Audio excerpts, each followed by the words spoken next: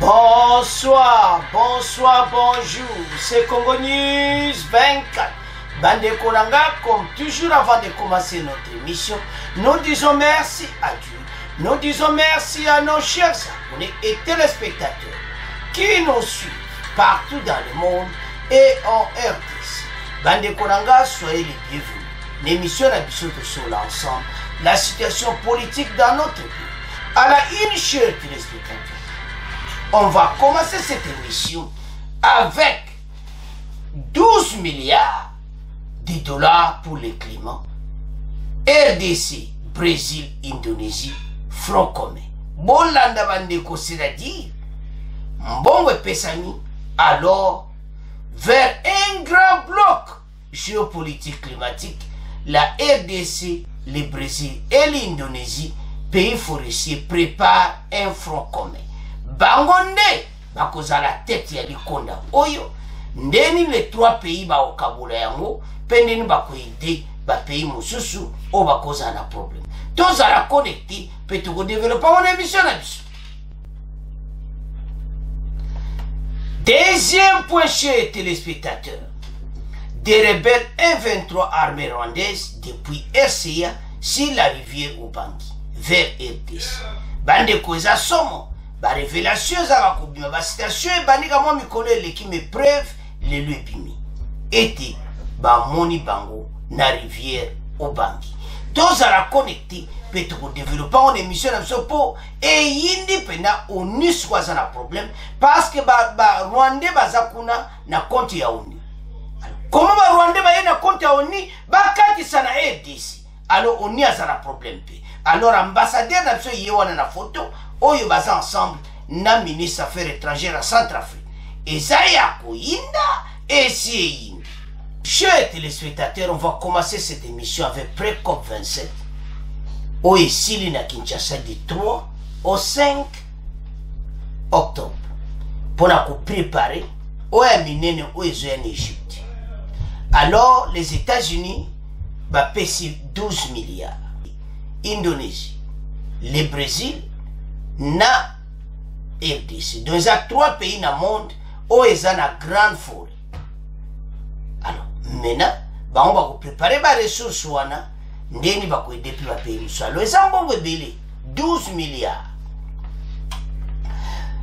Donc, le but déjà coûte 3 milliards et ils ont versé déjà. 3 milliards, il y a les 3 pays. Et puis, bango ba ko sali front commun. Bango ba ko diviser mbongo wana et puis ba ko aider ba pays musu tokoyoka. Vice-premier ministre, ministre de l'environnement, Eve Basaiba a ko expliquer. Alors, soko zo tala mena RDC bango tout bazana front commun na Brésil na Indonésie parce que bazana fora ko sakana ngoti, forêt équatoriale. Donc ça ba pays moko oyo baza en tête sur pour réduire le carbone. Alors, maintenant, ce que vous avez bien situation à climat, biso to bénéficier pena ko sakanati. Bambongo wana mena l'État azakana maele na. Tala pays ndengeza. Tous a besoin de aider sur mbongo et kende na sécurité. Moi mbongo bokozo, bo dépenser pour makamba climat. Moi ndamwe kotikana bo l'excella bisango na armée. Comme ça, moi, je suis à côté de Christian Chiwewe, a la possibilité. A me akobi msamboka oyo. Na ba situation tu va voisin va osale biso. Bandeko, et ça somo. Toujours un deuxième point. Mikolo tu boyoka ki o voilà ba Rwandais na Sidou Bangi et maintenant toujours ba preuve. Vérité sur situation armée rwandaise. Mais watu zo na deuxième point. Bato baza bato mabe. Na oni tozo mone complice bo comprendre na mona deuxième point. Alors, maintenant pays na biso zo bénéficier pena makambo ebele. Parce que pour na ko réduire carbone zo senga mbongo ebele. Alors, si yotu eza ko se manifester makasi na makambo ebele ko sama na mboka na biso. Eza ba bloc pétrolier. Makambo ebele. Alors, ils ont été aidés pour aider mboka na biso na mais bakonzi ebela mbongo wana parce eza 12 milliards les 3 pays bakogérer mbongo wana. Alors les 3 pays je sais bien que bakokabonango et puis bakoaider quelques pays mosusu oyo baza basituation. Alors maintenant totanga tobe comprendre les situations yango na ndeni basali front commun les 3 pays si près qu'au 27 na dossier à 12 milliards bon to avancer l'émission.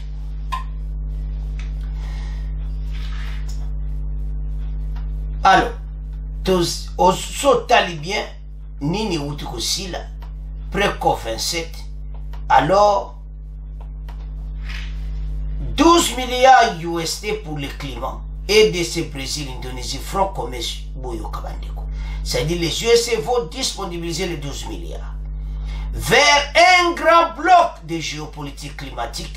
La RDC, le Brésil et l'Indonésie, pays forestiers, préparent un front commun. Mama Bazaïba, Salama Solo, Mbongo, Yangoan. Interrogé sur les interpellations des pays sous-développés qui accusent les pays développés de ne pas respecter leurs engagements à leur endroit, alors qu'ils contribuent beaucoup dans la préservation de l'environnement. John Kerry fait savoir que son pays, les USA, compte disponibiliser 12 milliards en 5 ans, dont 3 milliards de dollars seront disponibles cette année. Wanezaka les États-Unis, France, l'Union européenne peut couper ça avant. Pays toi mineno toyebi ba Japon, Chine, couper ça paye avant.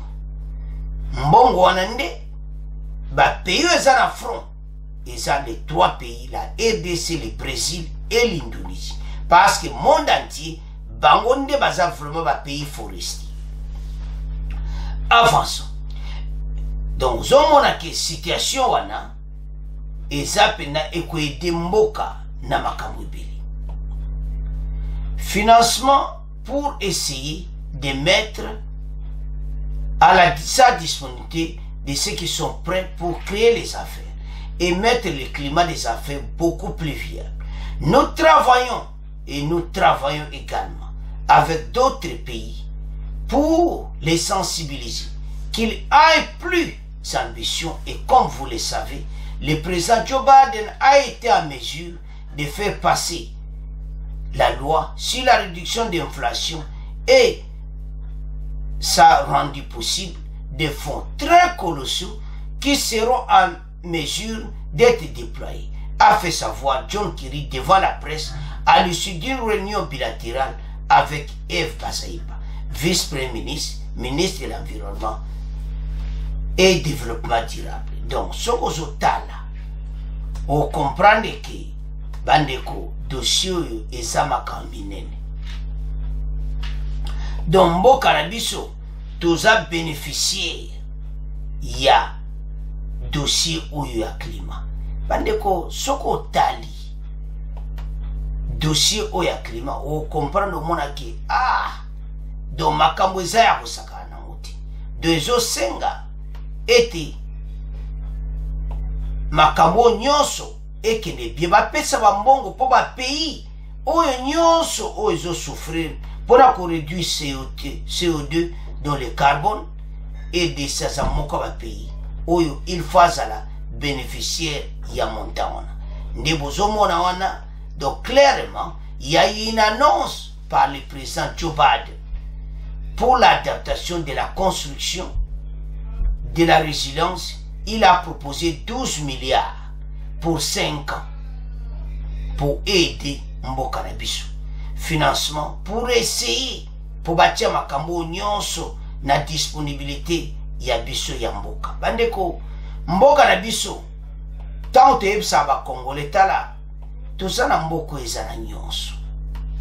Soko tali omona kaka lobi oui EDC penza eza kosakana na ngote parce que toza na nyonso. Soko tangi makambo eza wana do comprendre clairement et ce sont les 3 pays RDC, Indonésie et le Brésil bango ndi bako développer yango pona ko aider ba pays musu ba oso. Alors sans plus tarder toyoka et Bazaïba sur financement ndeni bako aider ba pays baza forestier ti bon to avancer mission na biso. Madame, Messieurs, bonsoir. La RDC se trouve actuellement au même diapason avec l'Indonésie et le Brésil de voir ses habitants revendiquer les droits d'accéder au prix de la tonne carbone. Déclaration faite par la ministre de l'Environnement lors d'une conférence conjointement animée à Kinshasa par les représentants des deux pays précédemment cités en marge de la pré-COP 27 dans la capitale congolaise. Les propos de Madame Eve Bazaï Massoudi ont été recueillis par Paul Matendo. Par moment, on travaillait de manière éparse. Vous savez que depuis très longtemps, la RDC était en reste. Le Brésil et l'Indonésie avaient une certaine avance sur la compréhension, sur leur implication des questions des enjeux du climat. Mais depuis lors, grâce à la collaboration entre les trois pays, la RDC se retrouve aussi au même diapason dans la stratégie de revendiquer nos droits, les droits de nos populations, pour avoir une position commune sur la tonne, le prix de la tonne de carbone, parce qu'à partir de là, ça peut nous donner, nous, les pays nantis, en termes d'environnement, avec cet argent, à aider les autres pays qui n'ont pas les couverts forestiers comme nous, mais qui sont tout aussi victimes que nous des enjeux du climat, comme les pays insulaires, par exemple, là où il y a un grand danger sur les questions des fonds d'adaptation et les fonds concernant les pertes de dommages. Bandeko Tolandi Bissonyonso, vice-premier ministre, ministre de l'Environnement, Eve Bazaïba. Donc John Kerry a confirmé pendant les 12 milliards. Bonne Zaka pour les États-Unis. Il y a l'Union européenne Pézoya. Il y a un pays qui a Pézoya. De quoi il y a un bon bébé. Donc, EDC y a bénéficié même à 5 milliards. Parce que Zaka 3 pays.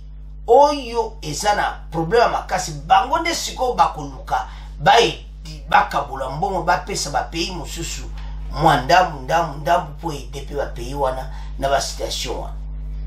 Alors toyebete so comme côté mbongo même ba pays wana pe africain ba ufungola pe ba big bango ba juba graba la même ba pays eza forestier.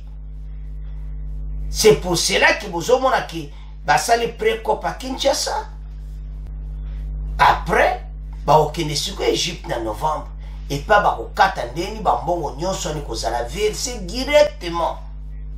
Alors, et là, on a 3 pays basali. Mama Evza Bazaï, na ministre environnement Brésil, na Indonésie, basali front commun. Mbongo Goyana Maboko à 3 pays. Les plus forestiers du monde. Bango Siko Bakodjoa, grand moukou ka grand là. Bango bako idende to landi na extrait. Bango bako ide ba pays wana mususu. Mais biso toza ko beta city. Mbongo ata bosama kama climat ko réduire le carbone ici tout ça. Oyo kotikala. Bojwa mbongo bopesa na army. Tozali ka mususu te toluka mikolo. Armée tellement pour tout ça, on a besoin l'armée n'a besoin de défendre le territoire, pas tout ça menacé, partout, tout ça menacé. Pour faire face à nous, ils ont un peu de financement, ils ont occasion pour les finances. Et ça, on a besoin de mais on écoute là, bon, pesa besoin l'armée. Parce que moi, les a choix à Congolais. Alors, bandeko, bambongo, tout ça la clair. Gouvernement ou ezaki liboso ba bénéficier pe ba mbongo na ba marque ebeli mbongo ne kiti boy ekosala mosala to féliciter gouvernement ou eza présent mais o aliboso to yeba histoire ce que to comprendre kaka parka bukanga lonzo 200 millions kaka kena ngabo na makambo ya agriculture. Bambongo est financé par la Banque mondiale. Ba pesa bambongo ebele na trésor public. Ba misimbongo ba pesa. Et ça c'est le côté. Tout ça na ba histoire ba millions de dollars kena na mboka na biso. Peut-être tozo mona te ba konjo baza siko baza pena ko sama na côté mbongo. Bazo batela mbongo wa mboka. Il y a autant de faire voir les Congolais. C'est ça la différence. mbongo ndenge yi bomoka 12 milliards. Trop par exemple 3 milliards, 3 milliards, 3 milliards, 9 milliards, 3 milliards mususu bakabone ba paye musende to lani mama Eve Zaïba. Et que la banque la biso bako sala pe musala bien. Mais gouvernement liboso et le bumaki mboka ezali kamba mbongo.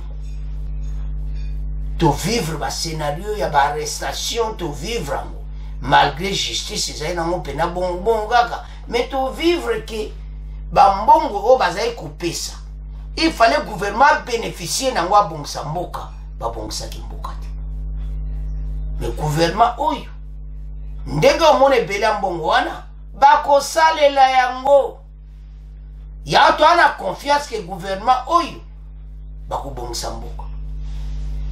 Et surtout que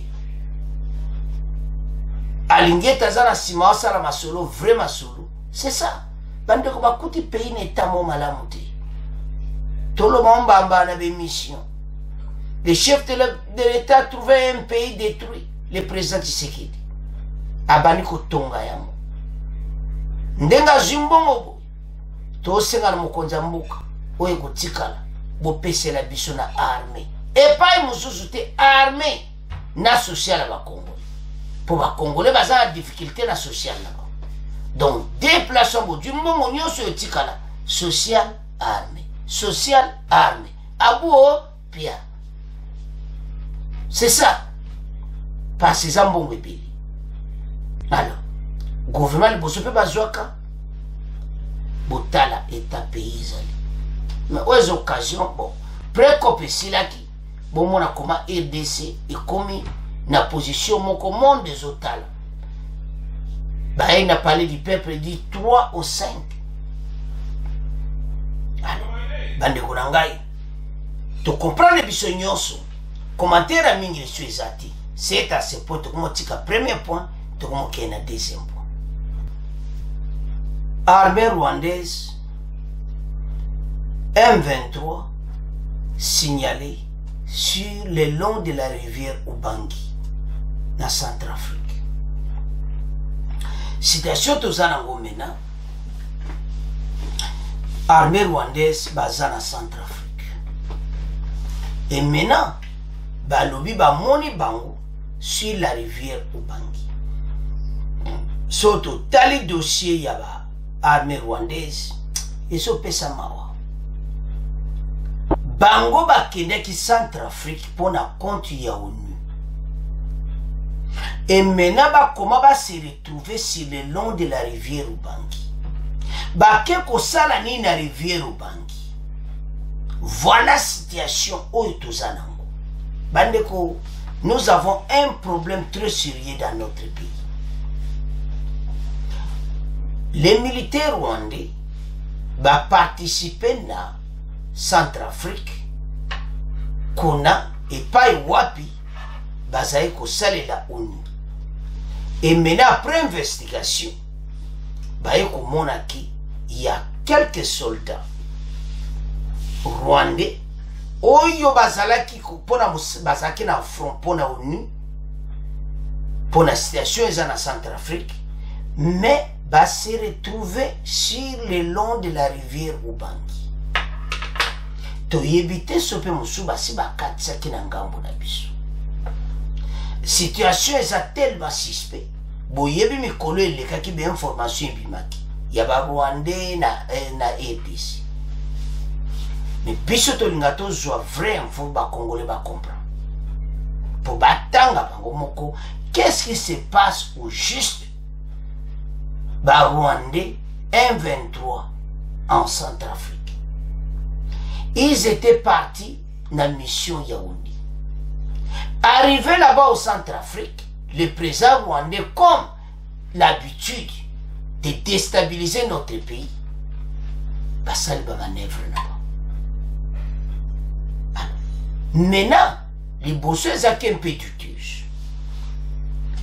Mais confusion toujours les alakati. Yango, bah français, bah radio française, bah bimisi article oyo sur bah Rwandais na Centrafrique sur la rivière Ubangi pour déstabiliser RDC.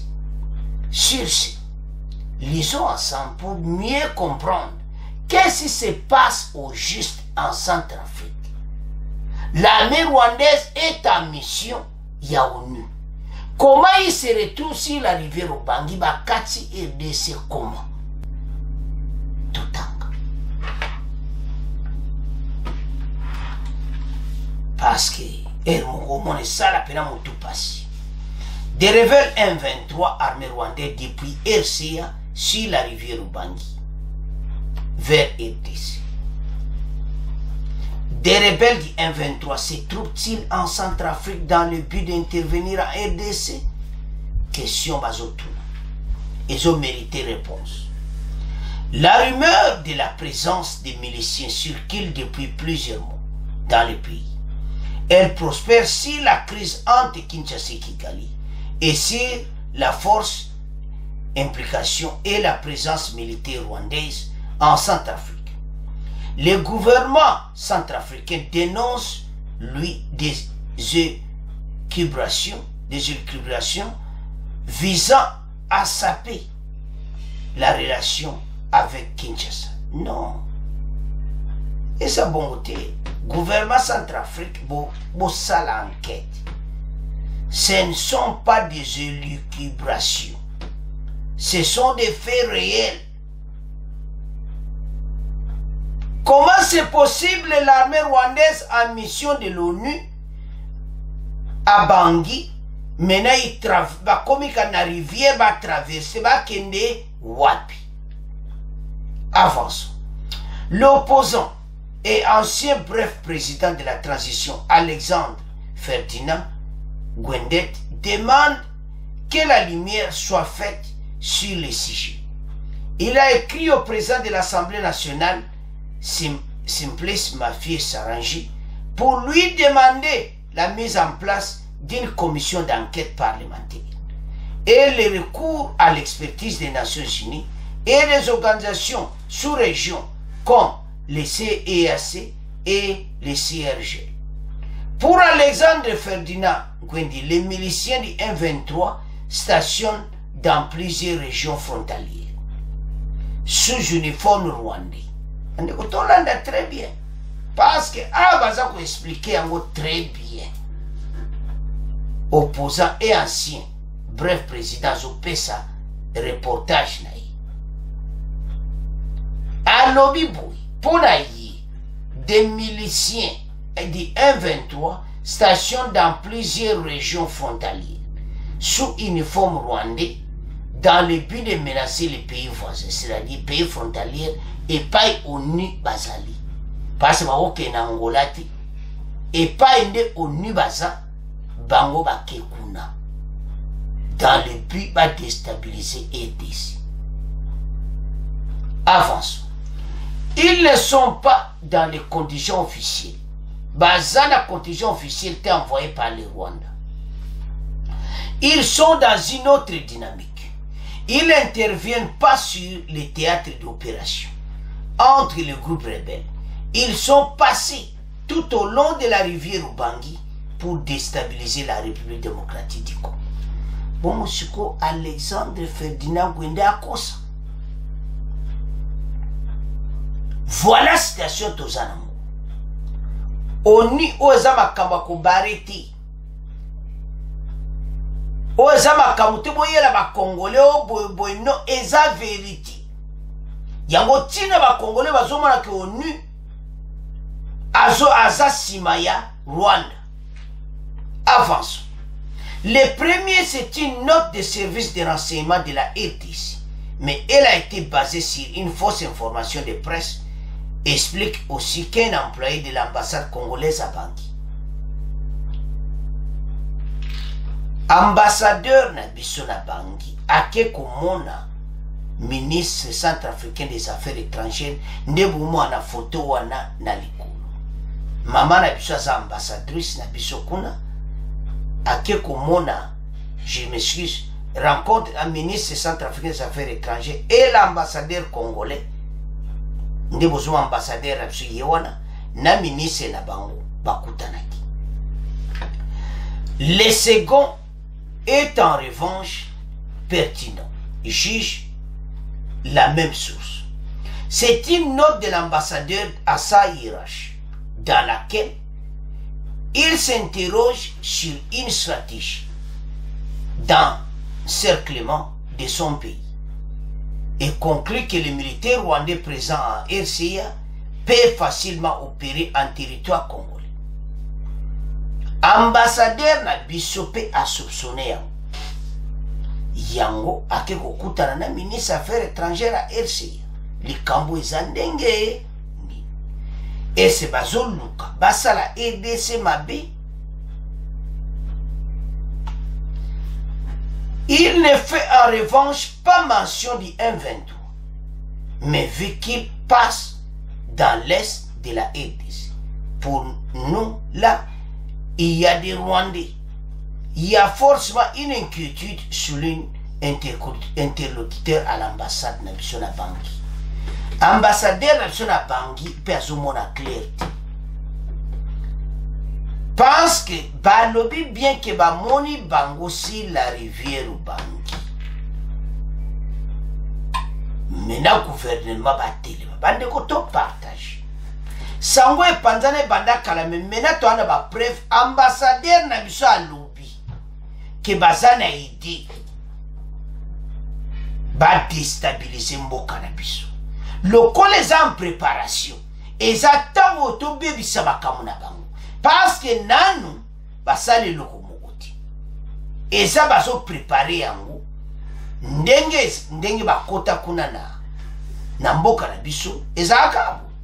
Oh bayoki bango na chanju. Oh gouvernement zaika kidiba. Basani ni bakoti na ngomba chanju na kati ya bunagano. Oh. Et maintenant oh balobaka flash yango. Makelele boyoka ke be na réseaux sociaux mikolo o elekaki.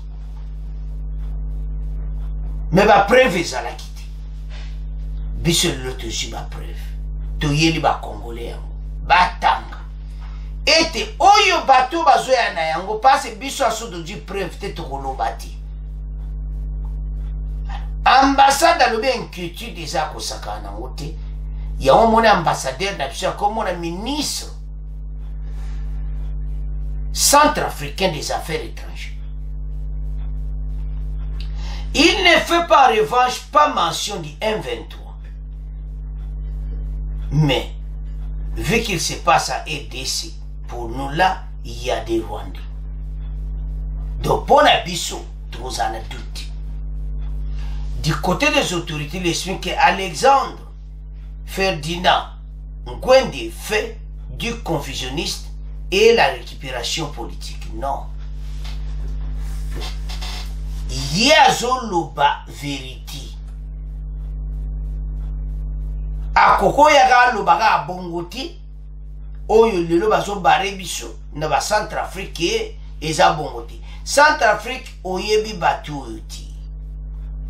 Bayaki ndel bozo mona bango balati uniforme à Nations Unies na drapeau na bango ba Rwandais na lipeka baza batu mabe na binomo Centrafrique boko regreti lelo so boyoki EDCT bo benga na bango na Centrafrique. Avançons. La ministre centrafricaine obozo mona yewana des affaires étrangères maman wana na ambassadeur Nabiso Sylvie Baipo Témon a reçu ce lundi l'ambassadeur de RDC. L'échange a permis selon elle de mettre à lumière les élucubrations ayant pour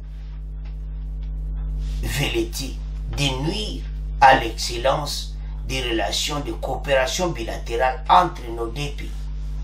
Mais kobe bakaka parce que on les a vérité. Mais bozon di mate opposant na bino ya Centrafrique. Opposant na zana raison. Makabo opposant na bino a lobby ayaka ko bimisa onga. Pas de situation ça clair. Gouvernement Centrafrique exact que bazo côté la Rwanda mais bazo comprendre ndeti. Surtout comprendre. maintenant situation eza wana Rwandais bakene mission na Centrafrique bawele kuna pona bakop na bango bakota APC babobenga na bango ba Centrafrique bakite Centrafrique baza batuti batoyo bazo vivre kana ba ressources congolais kalate bozo sila bisope chiwe wazo mutala bino e komitan oyo chiwewe aya asala masulu bandeko nde bozo mona chiwewe wana azana mission mission ane ko réaliser pour batu oyo baza batu moko non et comme étant était va réagir et décider batinda ba soda déjà le long des rivières Christian Chiwewe tindela biso ba soda avant et comme tard parce que bateau yo baza mystique oh tozo vivre maintenant et koko yela biso mobulu alors Christian Chiwewe arrivé dans ba Congolais ba sepeli tindela biso armée déjà qui na rivière au Bangia qui na vanda stand-by pour bateau yo baza mystique bateau yo ba bebi simboka na biso le quoi bebi simboka na biso to koza na confiance na bango ata mukiti ya to senga na Christian Chiwewe salatu tindela biso force kuna po no mona oniwana ay maso alors tombe ka ko développer citation parce que yindi déjà Chiwewe comme na défi muso asika kotika boy kokuta ko armée rwandaise ba se déguiser na bonkande ba salaka au M23 na sud Ubangi alors to développer bandeko to tangi biso nyonso to me ko expliquer en lisant ensemble situation eza clarté c'est l'opposant à Centrafrique yende mutabimisi yango ya lobby amoni bak na rivière Ubangi oui as opposant mais les msalo ba vérité exacte que opo non a aider ne biso parce qu'il y a des opposants à la présence centrafricaine armée rwandaise bazakuna na compte ya ONU et ça facilement va profiter ba 4 na rivière tout cas tato ya Rwanda bato baza motema mabe bato balingi biso te bakonzi botala dossier bien. Est-ce que vraiment opposant on a que negokosa ceux qui RFI ba français ba tiango boui ba tandi article à monene boui c'est sa vérité. On pose la question, est-ce qu'ils sont en Centrafrique? Bah ça ils sont en Centrafrique te ba bangwana ozo mwana Centrafrique wana boba yake na mission ONU et puis bah c'est déguisé par tes nombres avant c'est ba contaka nombre na bango oyo ba yakuna ba yebi nombre on est que regarde ba moi compter nombre ata son nombre le qui s'est dit ba monsieur ba ça be infiltré ba zo ya po ba katisa na rivière Ubangi ba na ngambo na biso ba se former ba bana ba entraînement na bango ale le lebi minduki koti et koti na Centrafrique. Voilà la situation. Ba Congolais problème tozana ngweza mobu ça facile mais ba kota pan Rwanda Uganda Centrafrique. Maintenant que ça Chiwewe défie en moi. Alors qu'est-ce que le gouvernement va salaki ambassadeur c'est que kutana na gouvernement Centrafrique ay makabu oyo ezandenge nini ministre des affaires étrangères centrafricain azolobake eza nango makambo lokuta banga ba déstabiliser relation na biso. Ah, nazomondi bayebi te parce que bango baza un peu diffus tokoloba te mais toujours comprendre te biso ya South Afrique tozata na problème te. Voilà faiblesse oyo eyaka na mboka na biso. Frontière il faut ezala blindé. Maintenant nouvelle okole kwebwe bandeko nango boolanda émission bo partager yango. Pas toza maintenant na ba preuve liboso ebimeka abongo na réseaux sociaux. Maintenant ba français ba tiango ba lobi clair que opposant ya South Africain ya lobi que ba Rwanda baza na rivière Ubangi. Bazolinga baya ba déstabiliser EDC. Abimisi secret. Ce qui y est présent Centrafricain yebi. Ça n'a problème sur lui.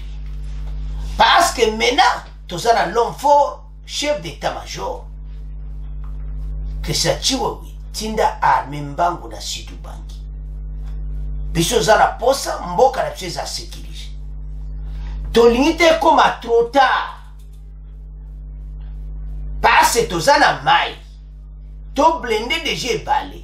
Avant bango me bakatisa, biso dia suto barrière na ibali. Bako katsa te. Et Kosimba petit.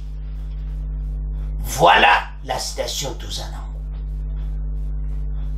Pourquoi Rwandais wana bazolinga bayakana RDC mais Congo Brazzaville bazawana kaba kangama Centrafrique pourquoi bakekunati? Bozomona bandeko citation Touzanango. Pourquoi bakena Gabon? Pourquoi bayeka kepana biso? Donc bayebi o bazoye pana biso ka koyiba ba ressources mboke za na désolé ba congolais to fungula miso ba voisin soki ba profita ka boza pour biso moko peto za bo mokote soki to lobiki même nomination Christian Chibuwi soko talime bo opposa mosusu se ba betele mabo ba petite jeune waza capable à diriger armée ayi et l'on bo opposa ba kosala. Voilà, te féliciter yo. Mais t'as la dossier, c'est n'a payé Zakabongo. Quand tu m'as na télévision, voilà, que ça tue, ouais, félicitations pour la nomination. Mais t'as la défi de Zango Bonabou. Fayu loyer, félicitations pour la nomination. Mais t'as la défi de Zango le côté. Les problèmes et les oppositions à Bisso basé la Kambo qui compte un problème. Nous sommes là. On critique. Mais pour prévenir qu'on a l'ensemble bon moko et ça t'es na étis. Nous demandons na opposition boya bo rejoindre ensemble na makambo ya intérieur. Message à Congolais par nouveau chef d'état-major. Joabiso armé le long de la rivière Ubangi. Rivière Mumebo tandela biso ba soda bala la kana putu. Pour Rwanda sakarakate. Et cause a pu mi quelque basi ba kati ba nga ba kati ba ondamu ndamu. Le pe ba kati na ba ando le woko sidu bangi et kone maboko ya M23. Parce ba on va pesa ka kombo. To bengali ba kuna abunagana kuna kope kufi ba yeba wite to ya kote ya sidu bangi. Parce ba so kende kala te ba yebi na ba. Peut-être vous le connaissez, peut-être vous ne connaissez pas.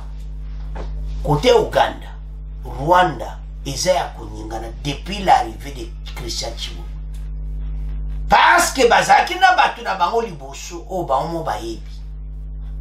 Mais biso, to yebi Christian Chibuwi, akoya alaksa batala na ye. Makamwa d'infiltration ici là. Même à Bandundu, ce qui se passe ici là. Mboka na tsu pe vivre na kimia boniko kaka na bino waka. Voilà dossier. Alors bandeko dossier angwana Sidu Bangi déjà menacé pour ba Rwanda baza na Centrafrique na compte ya ONU. Et ça facile ma bakati. Mena bakonza mboka bozo makabusiri. Botindela cho renfort eza na rivière wana pour batwana bakoka te kosala balinga basala mboka na biso. Alors c'est à ce point tokoma clôturer mission na biso.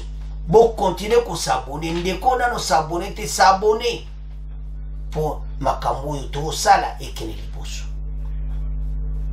Merci na ba commentaire. Au revoir.